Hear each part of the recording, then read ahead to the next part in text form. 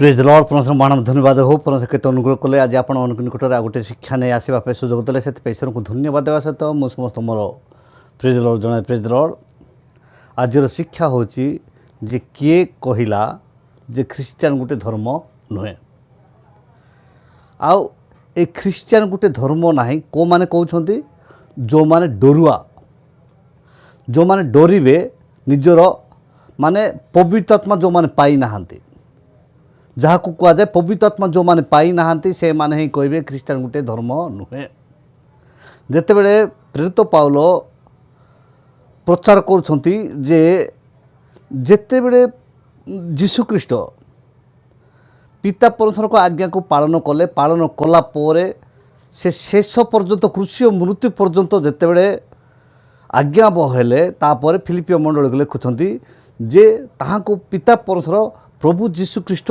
नाम नामित कले एवं तांको नाम प्रत्येक जानू नत हेबो एवं से मानकु जो माने प्रभु जीशु ख्रीस्ट को जो माने आराधना कले से मानकु ही कुआगला ख्रीस्टियान बोलिकी आख्यात करागला एबे जमती अनेक लोक मैंने सरपंच ठिया हुअंती किंतु जेते बेले जड़े सरपंच जीतिला ताकू ही कुआ जाए सरपंच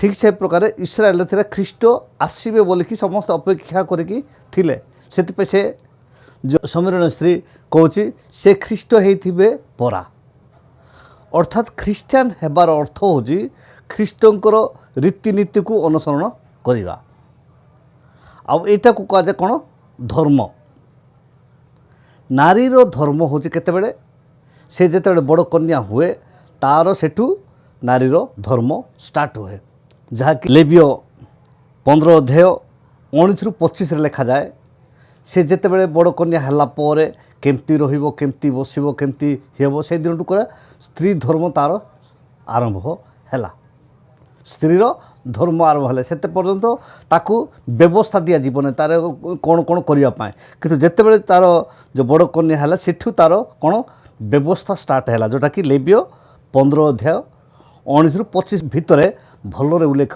करा जाय अछि एवं आदि 18 अध्याय 11 पदरे माने कहछन जे ताहांकर स्त्री धर्म निवृत्त होइथिला माने कहार सारांकर से 90 वर्ष होता तांकर स्त्री धर्म निवृत्त होता माने ताकुटे धर्म से दिन स्टार्ट हुए जो दिन बड़ कन्या है से दिन ताकू व्यवस्था दिखते ये बसे ना यहाँ करे से समस्त विषय दि जाए से धर्म हूँ दया आम देखो जिसा 26 अध्याय 10 पद लिखा जाए जे दुष्ट लोक प्रति दया प्रकाश करागले हैं से धर्म शिखिब नहीं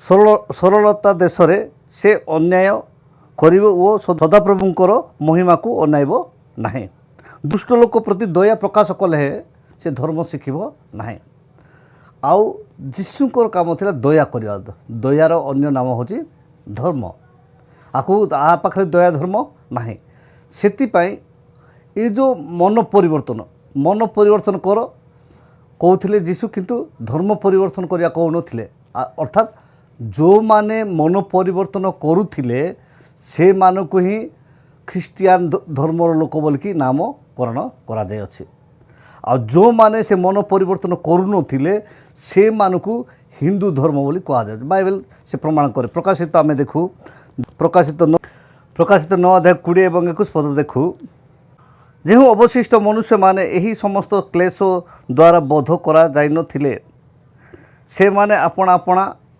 हस्तकृत कर्मरु मन परिवर्तन कले नहीं अर्थात भूत मानक पूजा पुणी दर्शन श्रवण और गमन करने को असमर्थ सुवर्ण रौप्य पितल प्रस्तर और काष्ठ निर्मित प्रतिमार पूजा परित्याग कले नहीं आउ से माने आपण मानक नर हत्या कुहुक बेविचार और चौर्य कर्मरु मन परिवर्तन कले नहीं अर्थात यही कर्म से मन परिवर्तन कले नहीं प्रथमे प्रभु जीशु ख्रीस्ट जो मरिक उठिला परे कहले जे तुम्हें समुदाय जगत को जाए समस्त मानव जाति निकट में सुसमाचार घोषणा कर आ जो मान विश्वास करेंगे से माने परित्राण पाइबे, जे माने अविश्वास करिवे से माने दंडाज्ञा पाइबे। एवं जो माने विश्वास कले एवं ताहाको रीतिनीति नियम अनुसार आगु अग्रसर हेले से माने जो माने ताहाकर व्यवस्था अनुसार चलिले ताहाकर कार्यकलाप अनुसार चलिले से मानकु कुआ गला ख्रिस्टियान। आउ ए जो डरुआ जाक आज कहते ना माने ख्रिस्टियान गोटे धर्म नाही, प्रत्येक जिनसर धर्म अच्छी। पानीर धर्म हूँ गोड़ाणी को गोड़ा, जल बहुले सृष्टिनाश जल विहुने सृष्टिनाश। अग्निर धर्म तांकर माने समानता रक्षा करवा, जदि दीप लगे भात रोषे हेब ना, जितकी खाना बनवाई अग्नि दरकार से तार सीमा भितर रहिबा।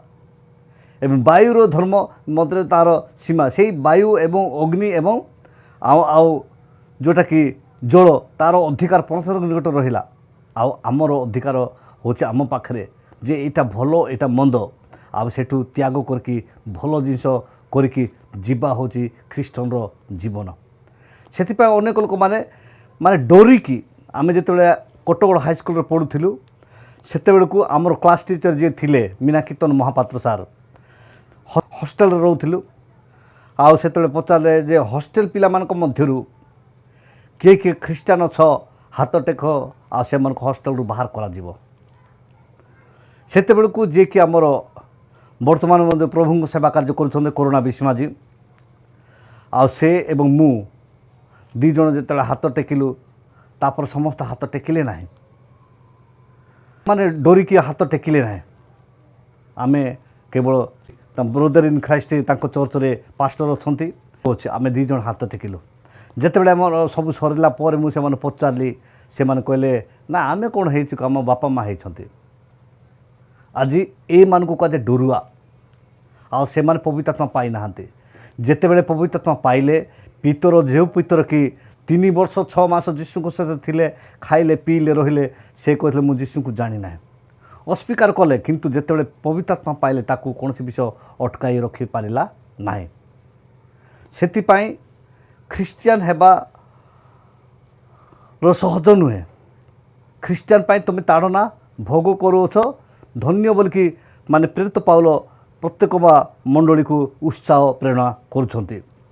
सेतिपाई आउ जो माने जो यही जो सोशल मीडिया रे आलोचना करी कहउछंती जे केवल आंतकिया रे माने केवल को माने से मान को कुआ हेथिला तापर को जगह रे नाही बोलिकी जो माने कहउछंती से माने होछंती कोन डरुआ जाक जो माने माने सत्य को लोक मान को सम्मुख रे से माने रखिवा तांकर माने कौन अच्छी हृदय नाही। से माने डरिकी से माने कहबे नाई आमे नाही बोलकी जीवा लोक जाक। से आम देखुचु जे जितेबले 11 अध्याय 26 पद पुणी से तांकु पाई आंतकिया को घेनी आसिले। से माने संपूर्ण 1 वर्ष पर्यंत मंडलीर सहित रही अनेक लोक को शिक्षा देले। पुणी आंतकिया रे शिष्य माने प्रथम रे ख्रिस्टियान बोली आख्यात हेले। ये प्रथम रे से माने हाँ ये माने ख्रीष्टंकर आचार व्यवहार ख्रीष्टंकर नियम नीति ख्रीष्टंकर वाक्य अनुसार निजर जीवन अतिबाहित करुछंती। जोटा कि प्रेरित पाउल लिखिले जे मु एही शिक्षा मात्र पाई अछि जे प्रभु जीशु ख्रीष्ट जेतेबेले क्रूसरे माने मरिबा पूर्वरु तांको शिष्य मान को कौन कले रुटी भांगिले एवं कहिले जे तमे एमती एटा होछ मोर शरीर जोटा कि आम प्रभु भोजरे आम तांकर शिक्षा में शिखी थाउ से वाक्य से कले मतलब एकमात्र यही शिक्षा मात्र मु पाई अच्छी। प्रथम करते 11 अध्याय 23 पद जब आम पढ़ा से देखुचु जे कारण मु प्रभु ठारू प्राप्त जो शिक्षा तुम मान को प्रदान करिअछि ताहा एही शत्रु हस्तर समर्पित हेबा रात्रि रे प्रभु जीशु रुटी घेनी धन्यवाद देई ताहा भांगी कहिले एहा तुम मानक निमंते मोहर शरीर मते स्मरण करने निमंते एहा कर। सही परी भोजन उद्धारे से पानपात्र मध्य घेनी कहिले एही पानपात्र मोहर रक्तरे स्थापित नूतन नियम तुम्बे माने जेते थर एथिरु पान कर सेते थर मते स्मरण करने निमंते एहा कर। एटा जो रीति रखिले ए नियम जाक रखिले जेतेबेले ବାପ୍ତିସ୍ମ ନେଲା ପରେ ଏ ରୀତିନୀତି ଅନୁସାରେ ଚାଲିବା ହେଉଛି ଯେଉଁ ଖ୍ରୀଷ୍ଟିଆନର ମୂଳ ମାନେ କାର୍ଯ୍ୟ, ପ୍ରଥମ ପାହାଚ। ସେଥିପାଇଁ ପ୍ରଥମେ ଯାଇ ତୁମେ ସୁସମାଚାର ମାନେ ପ୍ରଚାର କର ଏବଂ ଯେଉଁମାନେ ବିଶ୍ୱାସ କରିବେ ସେମାନଙ୍କୁ ବାପ୍ତିସ୍ମ ଦିଅ ଏବଂ ତାପରେ ତୁମେ ଶିକ୍ଷା ଦେଇ ଶିଷ୍ୟ କର, ଶିକ୍ଷା ଦେଇ ଶିଷ୍ୟ କର। ଏବଂ এই ଶିକ୍ଷା ଏବଂ ଶିଷ୍ୟ এইଟାକୁ କୁହାଯାଏ ଖ୍ରୀଷ୍ଟିଆନ ଧର୍ମର ମୁଖ୍ୟ, ଶିକ୍ଷା ଏବଂ ଶିଷ୍ୟ ହେବା। ଆଉ ସେଥିପାଇଁ ଯେତେବେଳେ ପ୍ରଥମେ ପ୍ରଭୁଙ୍କୁ ଯେତେବେଳେ ଜାଣନ୍ତି ସେତେବେଳକୁ ଲୋକମାନେ କୁହନ୍ତି ତୁମେ ଯଦି ପ୍ରଭୁଙ୍କୁ ଜାଣିଲା ପରେ ଅନେକ କଷ୍ଟ ଆସିବ, ଜାଗତିକ ଥ୍ରୋରୁ କଷ୍ଟ ଆସିବ ଏବଂ ନିଜ ଲୋକ ବି ତୁମକୁ ଘୃଣା କରିବେ, ସବୁ କରିବେ, ତୁମେ ସହିପାରିବ ତ? ଆଉ ପଚାରିଲା ପରେ ଯଦି ହଁ କହିଲା ପରେ ହିଁ ଲୋକମାନେ ଶିକ୍ଷା ଦିଅନ୍ତି। ସେଥିପାଇଁ ଯେତେବେଳେ ଗୋଟେ ପରିବାର ରାତ୍ରର ସେଇ ଘଡ଼ିରେ ଯେତେବେଳେ ପାଉଲ ଶିଲା ପ୍ରଶଂସା କରୁଛନ୍ତି, ସେହି ରାତ୍ରର ସେଇ ଘଡ଼ିରେ ଯେଉଁଟାକି ଆମେ ପ୍ରେରିତ 16 ଅଧ୍ୟାୟରେ ଲେଖା ହେଇଛି 25 ପଦର 16 ଅଧ୍ୟାୟ 25 ପଦରେ ସେହି ରାତ୍ର ସେମାନେ ପ୍ରଶଂସା ଆରାଧନା କରୁଛନ୍ତି। ଆଉ ବନ୍ଦୀମାନେ ଶୁଣୁଥିଲେ କିନ୍ତୁ କ'ଣ ହେଲା, ତାଙ୍କର ବନ୍ଧନ ମୁକ୍ତ ହେଲା ବା ସେମାନେ ଜେଲରୁ ମାନେ ଶିଙ୍କୁଳି ଯାକ ଖୋଲିଗଲା। ତାପରେ କାରାରକ୍ଷକ ପଚାରୁଛନ୍ତି ଯେ ମାନେ ମହାଶୟ ମାନେ ମୋତେ କ'ଣ କରିବାକୁ ହେବ? ପ୍ରେରିତ 16 ଅଧ୍ୟାୟ। ଆଉ ସେତେବେଳକୁ ପ୍ରେରିତ ପାଉଲ କହୁଛନ୍ତି ଯେ ତୁମେ ସହ ପରିବାର ଯୀଶୁଖ୍ରୀଷ୍ଟଙ୍କଠାରେ ବିଶ୍ୱାସ କଲେ ତୁମେ ପରିତ୍ରାଣ ପାଇବ। ଆଉ ପରିତ୍ରାଣ ଯେବେଠୁ ପାଇଲା ସେ ଆଉ ପଛକୁ କିଏ ଫେରିବ ନାହିଁ। ଆଉ ଯେଉଁମାନେ ପରିତ୍ରାଣ ପାଇଲେ ସେମାନେ ଯୀଶୁଙ୍କୁ କେବେ ଅସ୍ୱୀକାର କରିବେ ନାହିଁ। ଆଉ ଯେଉଁମାନେ ଏ ସୋସିଆଲ ମିଡ଼ିଆରେ କହୁଛନ୍ତି ମନ ପରିବର୍ତ୍ତନ ତ କ'ଣ? ମନ କେବଳ, କିନ୍ତୁ ପିତା ପରମେଶ୍ୱରକୁ ଜାଣିବା ଅର୍ଥ ହେଉଛି ଆତ୍ମା, ପ୍ରାଣ, ମନ, ତିନିଟା ପରିବର୍ତ୍ତନକୁ ମାନେ ଖ୍ରୀଷ୍ଟିଆନ ବୋଲି କୁହାଯାଏ। ଖାଲି ମନ ପରିବର୍ତ୍ତନ କଲେ ହେବ ନାହିଁ, ଆତ୍ମା, ପ୍ରାଣ, ଶରୀର, ଏ ତିନିଟା ପରିବର୍ତ୍ତନ ହେଇକି ସତ୍ୟ ପଥରେ ଚାଲିବା ଏବଂ ଦୟା କରିବା। ଯୀଶୁଙ୍କର ମୂଳ ଲକ୍ଷ୍ୟ ଥିଲା ଦୟା। ଆଉ ସେ ଦୟାରେ ବିଗଳିତ ହେଉଥିଲେ। ଆଉ ଧର୍ମ ମାନେ ଆମେ ବଳିଦାନକୁ ଭଲ ନ ପାଇ ଆମେ ଦୟାକୁ ଭଲ ପାଉ ବୋଲି ଯେଉଁ ଶିକ୍ଷା ଦେଉଥିଲେ, ସେ ଶିକ୍ଷା ଅନୁସାରେ ଆଗକୁ ଅଗ୍ରସର ହେବା ହେଉଛି ଖ୍ରୀଷ୍ଟିଆନର ମୂଳ ଲକ୍ଷ୍ୟ। ଆଉ ଯେଉଁମାନେ ଖ୍ରୀଷ୍ଟିଆନ ଗୋଟେ ଧର୍ମ ନାହିଁ ବୋଲି କହୁଛନ୍ତି ସେମାନେ ଭୀରୁ ଏବଂ ସେମାନେ ଖ୍ରୀଷ୍ଟିଆନ ନୁହନ୍ତି। ଆଉ ଯେଉଁମାନେ ପ୍ରକୃତରେ କୃଷ୍ଣଙ୍କର ଶିକ୍ଷା ଅନୁସାରେ ଯେଉଁମାନେ ଜୀବନ ଜୀବିକା ନିର୍ବାହ କରୁଛନ୍ତି, ତାଙ୍କ ବାକ୍ୟ ଅନୁସାରେ ଯେଉଁମାନେ ଆଗକୁ ଅଗ୍ରସର ହେଉଛନ୍ତି, ସେମାନେ କେବେ ବି କହିବେ ନାହିଁ ଖ୍ରୀଷ୍ଟିଆନ ଗୋଟେ ଧର୍ମ ନୁହେଁ ବୋଲିକି। ପୃଥିବୀ ସାରା ଲୋକ ଖ୍ରୀଷ୍ଟିଆନ ଗୋଟେ ଧର୍ମ ବୋଲି ଜାଣିଛନ୍ତି। ଆଉ ସେଇ ଧର୍ମ ଅନୁସାରେ ଅର୍ଥାତ୍ ଯୀଶୁଙ୍କ ରୀତିନୀତି ଅନୁସାରେ ଯେଉଁମାନେ ଚାଲୁଛନ୍ତି ସେମାନେ କେବେ ବି କହିବେ ନାହିଁ ଯେ ଖ୍ରୀଷ୍ଟିଆନ ଗୋଟେ ଧର୍ମ ନୁହେଁ ବୋଲିକି। ସେଥିପାଇଁ ଖ୍ରୀଷ୍ଟିଆନ ଗୋଟେ ଅରିଜିନାଲ ଧର୍ମ, ଯାହାକି ପୃଥିବୀ ସାରା ଲୋକମାନେ ସେହି ଧର୍ମକୁ ଅନୁସରଣ କରି ସେହି ଧର୍ମ ପଥରେ ଆଜି ଚାଲିଛନ୍ତି ଆଉ ଚାଲିବେ। ଏଥିରେ କୌଣସି ଲୋକ ଅଟକାଇ ରଖିପାରିବେ ନାହିଁ। ଆଜିର ଏ ଅଳ୍ପ ଶିକ୍ଷା ଉପରେ ପରମେଶ୍ୱର ଆମ ପ୍ରତ୍ୟେକଙ୍କୁ ଆଶୀର୍ବାଦ କରନ୍ତୁ। ରହିଲି, ନମସ୍କାର, ପ୍ରେଜ୍ ଦ ଲର୍ଡ।